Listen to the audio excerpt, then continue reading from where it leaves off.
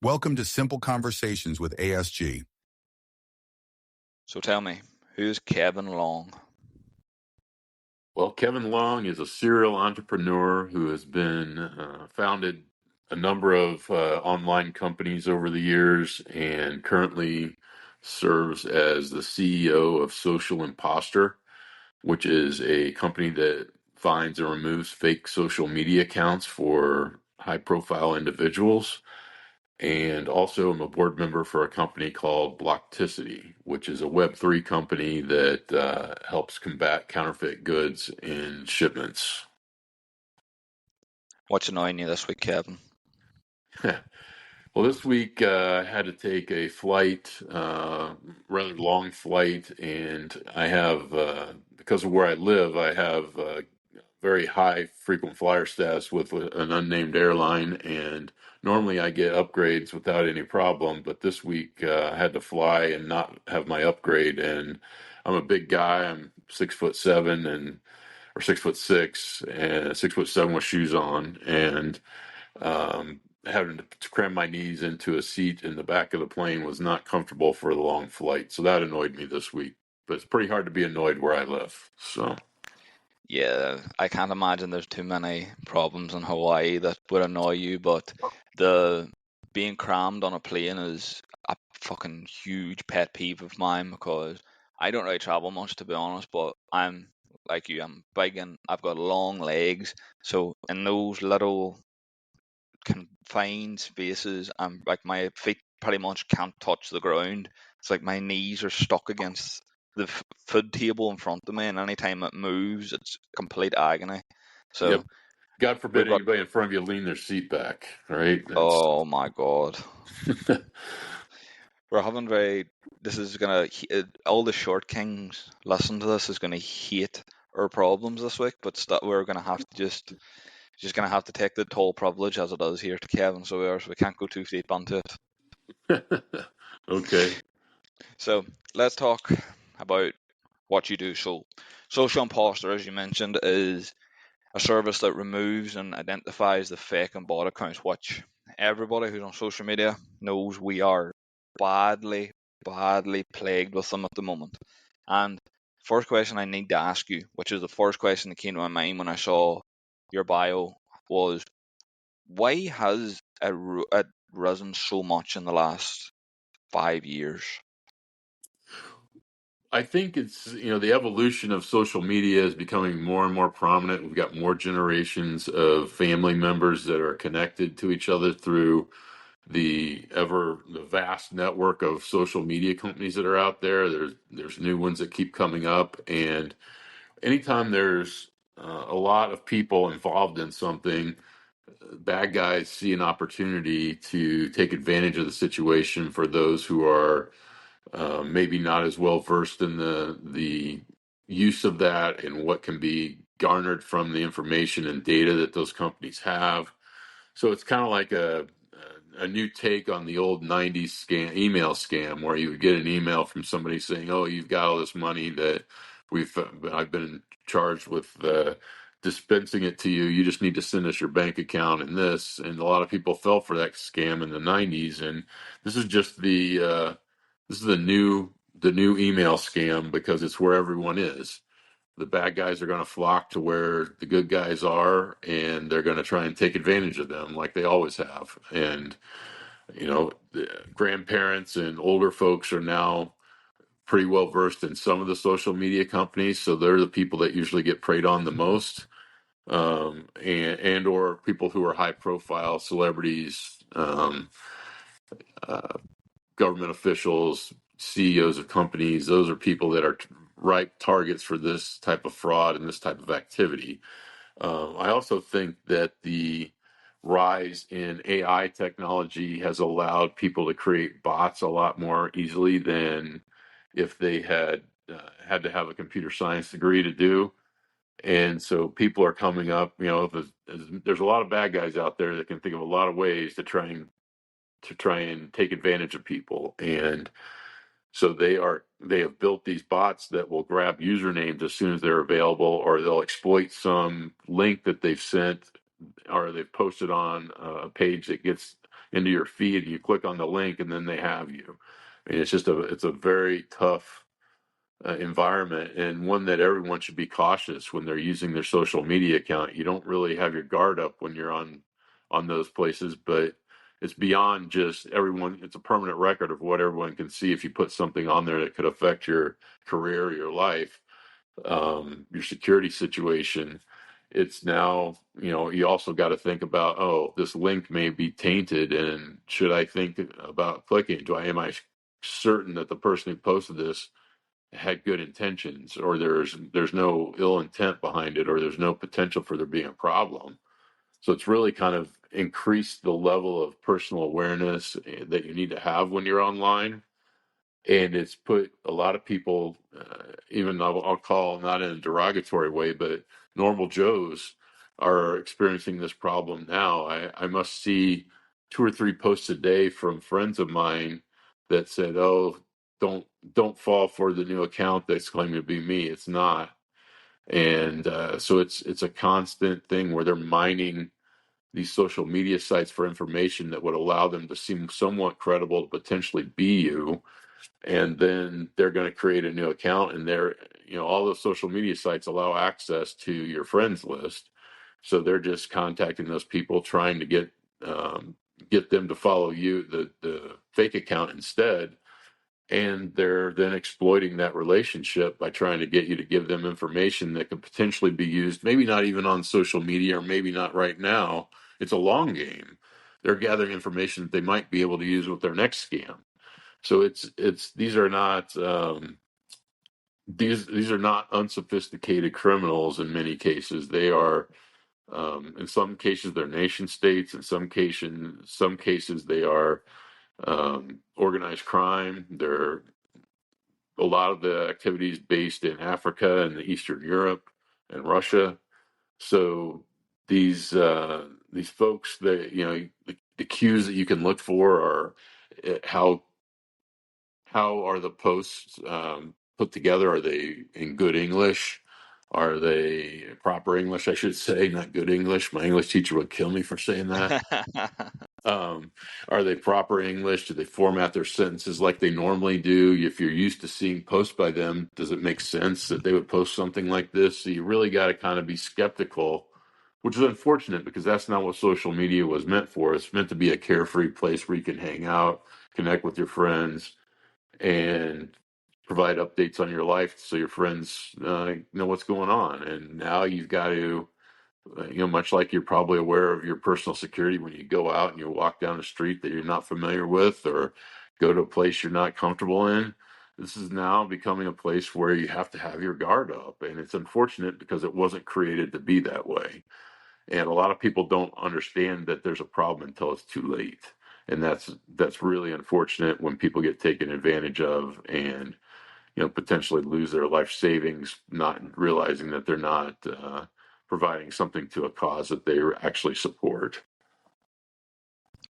Facebook's got a really bad one at the moment. I mean, Facebook's been notorious for people losing access to their accounts, and duplicate accounts being made by these fake services, and as you said, reaching out to their friends list and stuff. But there's a really bad one in Ireland at the moment that I don't know if you've heard of, but any uh funeral directors that post about a new death, there's some kind of bot service in Ireland that's setting up a funeral page for that person, and a donation link, and it's pushing people to donate to it that know this person, or family members is pushing them, and then if they respond or open the link, it's taking their details, getting into their account, and then email and messaging the whole friends list and making posts, and it's become absurd. I know, like, a lot of people that I know have had it happen to them, and it's almost like unthinkable how quick it is. It's almost like as soon as the post goes up, it scans it and then makes a page for that person who's died, and it's just insane. Have you heard of this? I haven't, but it doesn't surprise me. That's really low to take advantage of people in a time of grief, but these are people that don't have morals, right? They're already doing an immoral activity, so to take advantage of. They're going to go where people are most vulnerable, and that is certainly a time when you're grieving. You're not really thinking straight. Oh, I want to help the family, or oh, I want to contribute to the funeral costs, or whatever their scam is on that particular person. You're doing it with the best of intentions. You're not thinking that something like that is going to be a scam. The nice thing is, you're getting awareness of it out there, and it's it is incumbent. I think there's some responsibility, at least for Facebook, to police themselves, and that is a monumental task. I've got a couple of different feelings on that. One is Facebook is so huge; it's in almost every country in the world that will allow it, and many, many different languages. The ability of them to police everything everywhere is a Herculean task that I don't envy. Um, and, especially if you think about what they are, I mean, they're a for-profit company. Their goal is to make money, as much money as they can. And just like every other network that's out there, it's all about profit, and the investors need to be, satisfied. And so for them, the more accounts they have, the more clicks they can sell, the more eyeballs they allege are on accounts. So none of these companies are in business to take fake accounts or any accounts down. They want as many accounts as they can, and their own protocols for what determines an account's ability to be removed are so difficult to understand and so hard to meet that criteria that they make it really, really, really hard to get a fake account down. And one of the things that I've argued with them with them has been their definitions of what imposter accounts are, and not just Facebook. This is all companies. Um, if they have someone's name, but they don't use a profile photo or a banner photo of that person, they don't consider that to be an imposter account. No matter what it says in the bio, what it does, what it posts, they can steal every legitimate post from your account and put it up there. But if they don't have your profile photo or banner photo, the companies don't consider that to be an imposter account, which is just absurd to me. But that's the way it is. And, it's their sandbox. You got to play by their rules. So, I think that there is an avenue for some sort of regulation from the government on some of these things to hold these companies accountable, especially in situations where it's common sense would dictate that this is a problem. You need to address it quickly because it's impacting people's lives in significant ways. Um, a lot of my clients are high profile, and the damage to them is to their reputations when things happen. If it's an average Joe, again, not derogatory, but if it's an average Joe, it can be devastating if some one of their friends or family members falls for some link that's sent on an account that's not really theirs, and they lose their life savings, or they give up personal private information that they didn't want exposed, and now those people come back and blackmail them. I mean, it's crazy how these people have been able to take advantage of the system, and the media companies kind of hid behind the regulations that are outdated. And I don't envy the lawmakers. I used to work on Capitol Hill. It takes years to get something from concept to law. And by that time, as you know, in the technology world we're in now, in the social media world we're in now, months. You need something done in months, not years. And you can't really, it would be hard to regulate in the future because you don't know what's coming. So it's not an easy task anywhere along. And there's got to be some happy medium somewhere that social media companies take more responsibility, the government regulates things a little bit better, and not just government. That's the other thing, it's governments. They got to deal with governments in every country that they're in. So, it's not an easy task to be Facebook, but just sitting in my armchair seat, it seems like they could do more to help prevent this problem and tackle it once it is identified, whether there's a profile photo or not. Yeah, your situation with working with high profile clients has got something perked up in my head a little bit, because this is something I thought about a little while ago when I heard the radio legend Charlemagne the God mentioned it, that it's so easy for celebrities now to be manipulated with the AI services and bot services now, because they've put so much more of their life on the internet. And it specifically, I think of people who are singers, or like have done a lot of like radio shows where they've got thousands of hours of their audio recordings online. So it wouldn't be very hard for a service or a system to, adapt the way they speak, or the language they use to something, that could end up ending their career. Is that something that you run into whenever you're dealing with people who you work with, that there's maybe something being tainted or something fake being made on their behalf? I get that question asked quite a bit from my celebrity clients. It's unfortunate that I don't have an ability to track those things or to find those things. I really focus on the niche of fake accounts. And I've got a lot of people that ask me about websites that are problematic. They've set up a website in their name and they can't figure out what to deal with that. And I try and stay in my lane. I'd rather be really good at one thing than half-assed at everything else. So I kind of stick to just fake social media accounts for the most part, and I'm pretty good at that.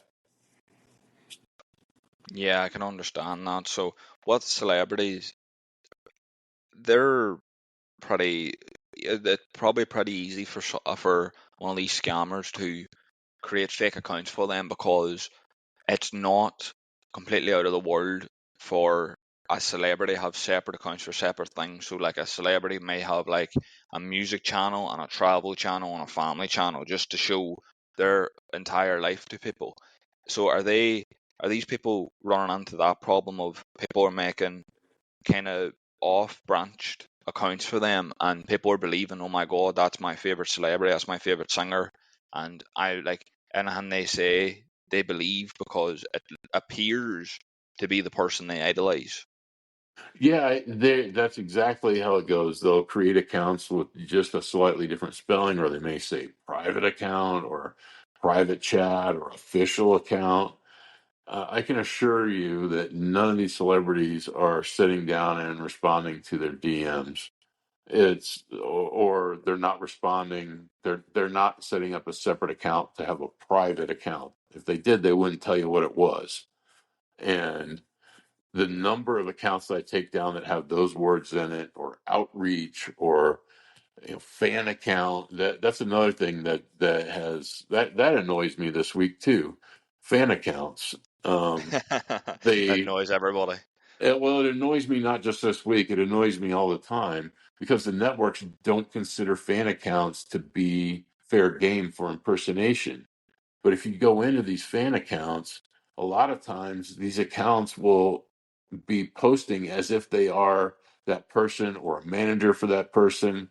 And it's clearly an attempt to scam people.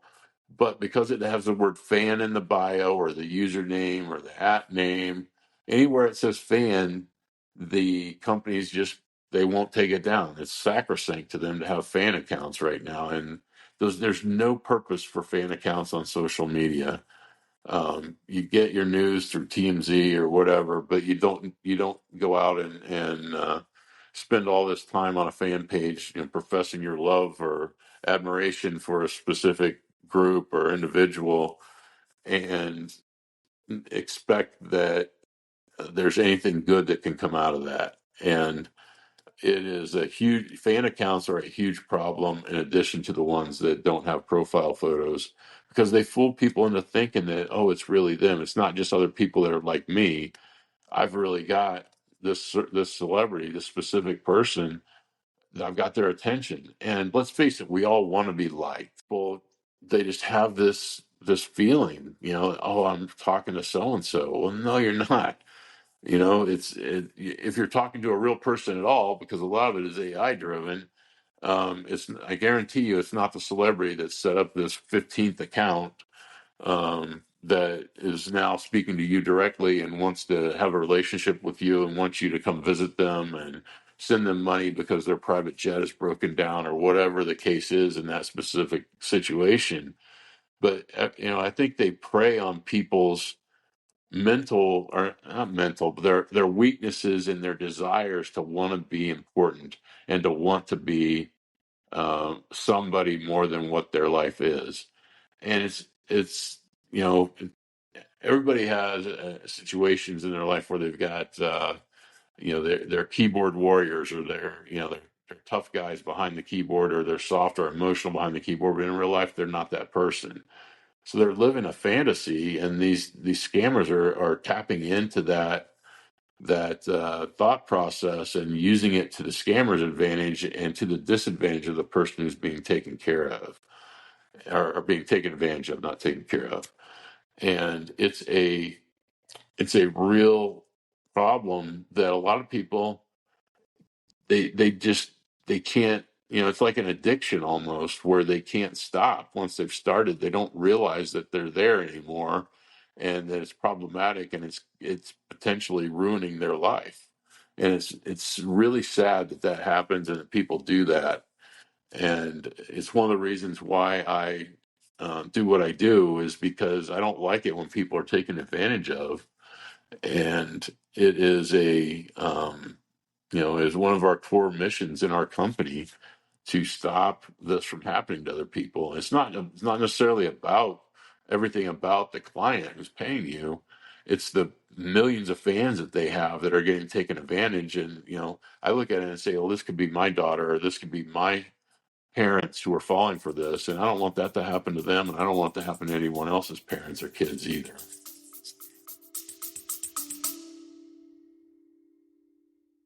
If you are enjoying this episode, follow and rate the show.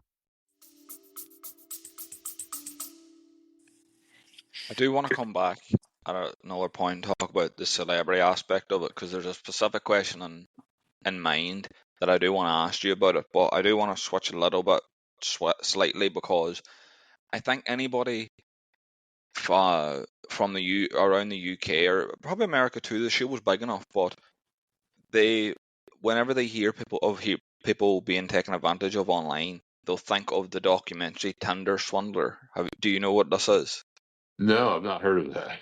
So this is a guy that pretty much was on loads of dating apps pretending to be this like big business mogul, famous, rich person, and he would like get into like real relationships with these girls, and like to the point where it's like, oh, it could be, if he sends a message saying, "Will you marry me?" They're debating it, and he would always say like stuff like, "Oh, I'm in this country for a business meeting," and it would be the same story every time I'd be there. I got beat up by these guys and they're holding me at ransom, or something's been stole from me and I need to pay to get it back. Can you send me this amount of money, or can you buy me this? And these girls were running up crazy credit card debt, like life, like destroying debt, like could not get rid of it. And it ended up being that this guy was sitting in a one bedroom apartment in somewhere deep south of England,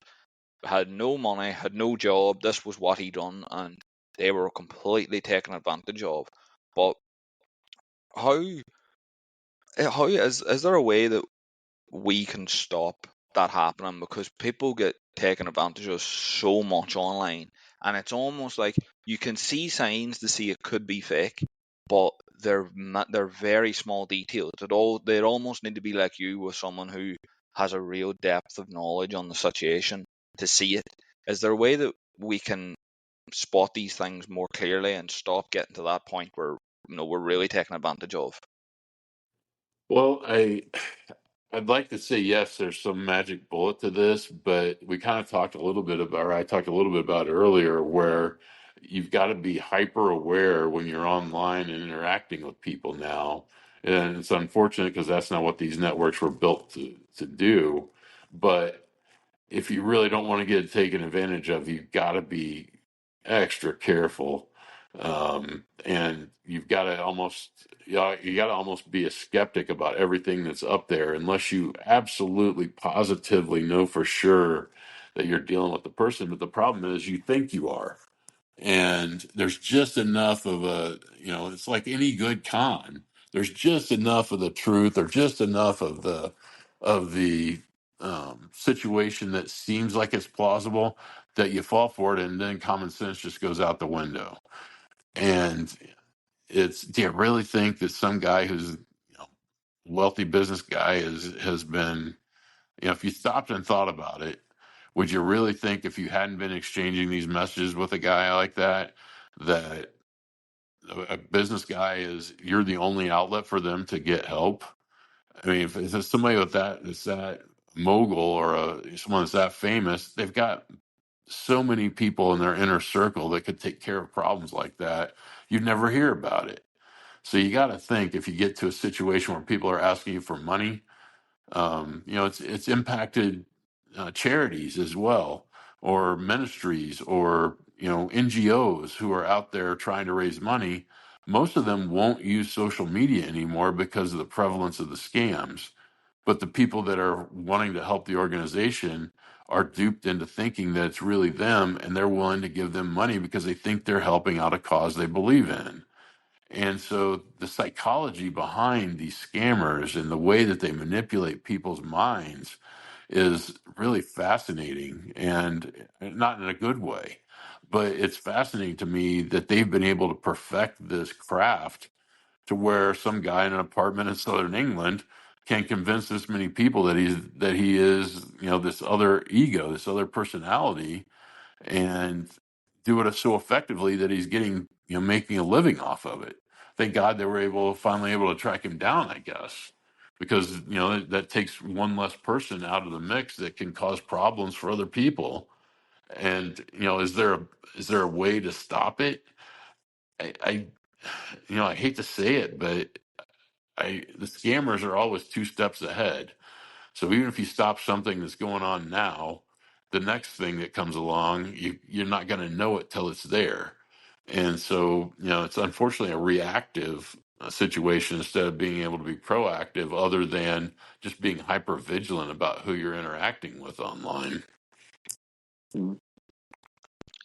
Yeah, it's just an unbelievable situation. It is really heartbreaking, the fact that it can't fully be solved. There is no, like, I completely agree with what you said. There is no ballpark easy way to fix it, and there's no easy way to really stop it happening either. You kind of have to take some form of common sense and read between the lines, but it's still very difficult. But I now want to bounce back to kind of the celebrity aspect. Well, this isn't really just celebrities, because this happens to normal everyday people all the time, which is catfishing. I've heard some absolute horror stories, like really bad ones. But you working with celebrities must be just times 100 for you, because I would imagine, you can correct me if I'm wrong, celebrities must be the main source for catfishes. Like, they must be the main profiles created by catfishes. Am I right in saying that? I think so. And I think it goes back to the psychology of it. Are you really going to be that invested in some schmo that you've met online or that's in your distant friends list? But if a celebrity, you think you're interacting with a celebrity, now you think you're important, right? They've messed with that part of your mind to make you think that you are exceedingly important. And, it's just so hard for me to believe that someone could fall for, this famous actor or this musician or whatever has found you online, has never seen you in person, and is getting into this intimate of a relationship with you, and you haven't thought once, wait a minute, why are we not doing a FaceTime? Why are we not seeing each other in person? And there's always going to be an excuse as to why they can't do it. But if you haven't asked and you don't stop and demand to have that happen, then, it's one of those things where if people start contacting you, say, I want to do a FaceTime. I want to do that. I want to know that it's you. And that doesn't mean that they're not going to be able to generate some sort of AI driven person that shows up on screen and responds to your questions, but it's, for the majority of these scammers, that's going to end it probably if you start demanding to see things before you are willing to part with anything that's important to you. I'm just talking off the, spitballing here with you off the top of my head as I'm going along and thinking of it. But in fact, I've gotten to the point where I don't even remember your question anymore. I'm sorry. Don't worry. So Oh, the I had celebrities, a right? Yeah, yeah, it's. yeah, I think the there being the celebrities are definitely um, bigger targets because people are going to be drawn to them. They've got millions of followers usually. They're in the news. They're in the tabloids. They're always in people's minds.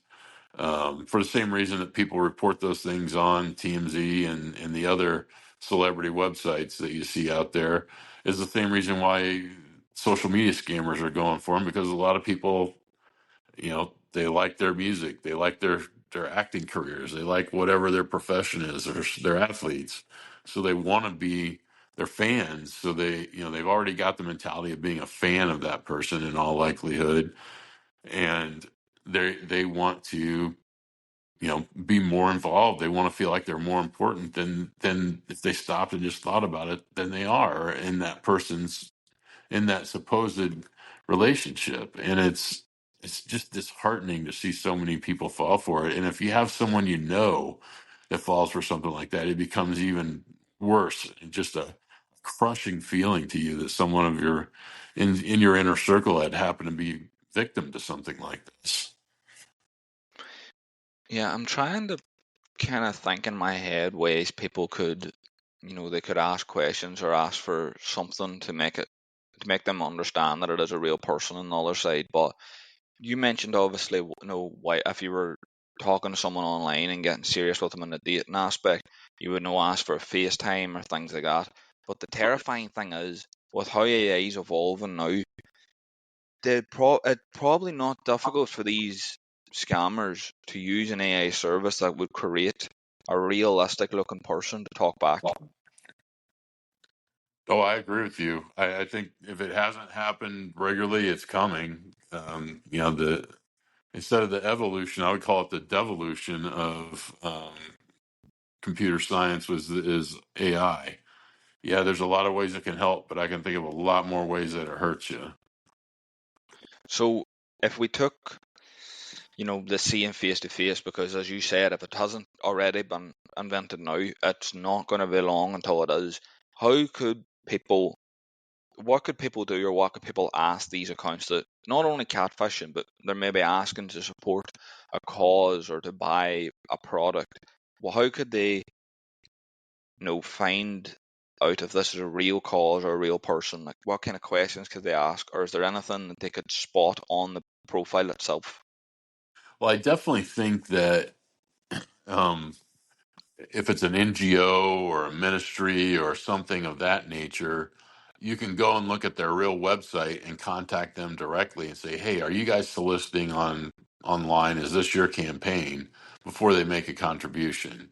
I mean, that's some fairly simple personal responsibility things before you donate. Now, the problem is you may be following their social media, and you may be aware, just like the scammers, you may be aware of campaigns that they're doing to solve a problem or help a particular um, person in a situation. And it's especially heartbreaking when you see it around natural disasters, floods, hurricanes, earthquakes, fires, things like that, where people come in and they take advantage of everyone's kindness who is trying to help someone in need, and they're not. Like in the U.S., we have a lot of times where people scam, or there's scams out there claiming to be, helping the victims of the Lahaina fire, for instance, and it just wasn't a real organization.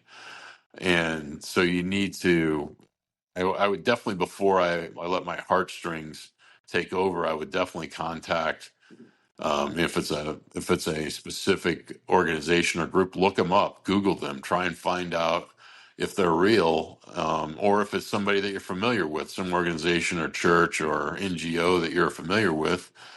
Call that organization directly and say, hey, are you raising money online right now? Did you send me this direct message before you write the check or send them the credit card or give them the crypto? And it really, unfortunately, again, this was not a space that was meant for you to have to play detective on your own, but it's become the reality of the situation that we're in the 2020s. If you don't want to get taken, you've got to have a little bit of personal responsibility, a little bit of, or maybe a lot of skepticism when you're getting solicited for funds on these things. And, it's incumbent on the person as well to have some degree of personal awareness and personal responsibility. But it's hard because you're not thinking that I need to have my guard up on in a lot of these places. But that's the world we've come to now because of the lack of regulation and the lack of interest on the part of the media companies to deal with this problem seriously. It's we've gotten to this point. I think Elon Musk has at least done a good job recognizing that a lot of the accounts on X are probably bots, and a significant percentage. And I would venture to say that almost every network has that same problem, whether they'll admit it or not. And they're struggling internally. Well, do I need to go out and get rid of these billions of accounts that are connected to bots or potentially fake, and look in the eyes of the shareholders that we don't have the user count that we've been telling them for years that we have, and we haven't really policed it, because now I have to also go to my advertisers who are paying me based on my user numbers and tell them, oh, it's really half that or a third of that are bot accounts. Those people are going to feel like they've been taken advantage of then and lied to. So it's a real conundrum for the social media companies to try and suss out these bots and what to do with them. Obviously you would think, oh, the responsible thing to do is find them and remove them. But there's a lot of other things that are thrown in the mix there that probably has them thinking, or what do we do, and what's the right thing to do? What's the reality of the situation? What can we identify and definitely determine are created by bots or accounts that are imposters or have ill intentions? It's interesting to me that, for instance, on Instagram, one of the ways that you are able to try and get an imposter account down is you have to send a picture of yourself holding your license up in front of your face. Why can't they have a similar requirement to create accounts? If you're going to require that to remove a fake account, why can't you have one like that to generate a new account? And once you've got that ID in front of you and they've determined that it's real, then why don't they just automatically give you a verified status and not make you pay for it? That would go a long way towards stopping a lot of the stuff that's going on now. And I mean, it's not rocket science, but it's computer science, and we've got a lot of really smart people that are working at these social media companies that can figure this stuff out. It's not that part of identifying real accounts is not an insurmountable problem. What is an insurmountable problem is when the accounts are rarely used, when they don't have pictures on them. Why do you even allow accounts that don't have pictures on them? I mean, I'm sure there's a reason why. I don't understand what it would be off the top of my head, but if an account doesn't have a picture on it, why is it there? What's its function? What is it doing? What's the activities that it's performing? Those are all questions, if I were a social media company, that I would be asking. And is it worth me having that account on there just to bump up my user number if it's potentially causing problems to other people in the community? And the community being the network, your users, your customers, your customers, your client base. Those are all questions that, if I were on the other side of the aisle, that I would be asking. So I'm certainly not a genius or those I've just been dealing with this for years. So things have popped up in my head over the years of why can't this just be resolved? And it just doesn't seem to be a priority for them. It's more about what's the next thing we can do to make more money off of this than it is to let's stop combat fraud. That seems to be a second or third tier activity for them. It's not front and center. I don't think there's anything I have left to ask, to be honest. I think you've nailed a lot of these problems, and I think anybody listening is going to at least know someone who's had these problems, or maybe had them themselves, or just seen it from a distance.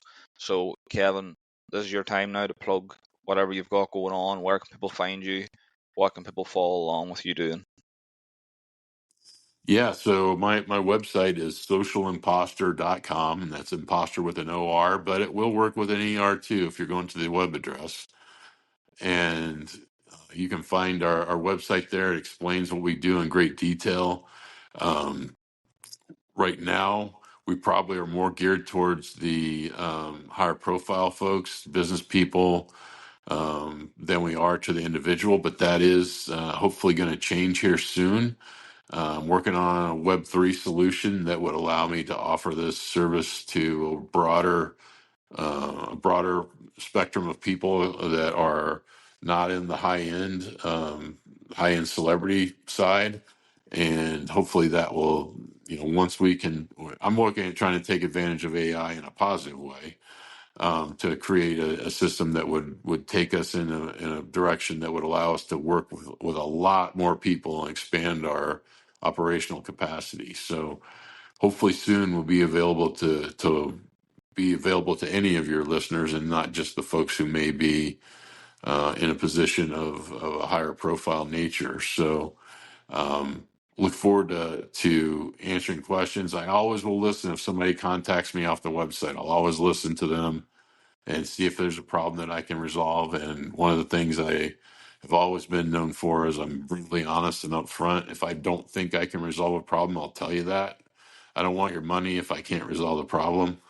If I can resolve it, I'll tell you I think I can resolve it. But I don't ever tell people I think I can if I can't, because I'd rather have a good reputation than a bad one. So that's about it for me. I appreciate the time. It's been great being on with you, and hopefully some of the things that we've said will resonate with people, and it'll help them be a little more careful when they're out there perusing their social media feeds and dealing with people online. Get your guard up, be safe, and help protect the vulnerable. If you see something, say something. Identify a problem account, let the company know. Yeah, it probably will go into a dark hole and nothing will happen, but at least you've done what you can to identify the problem and help others from falling victim to it. With that, Follow your new favorite interviewer with the link in the description.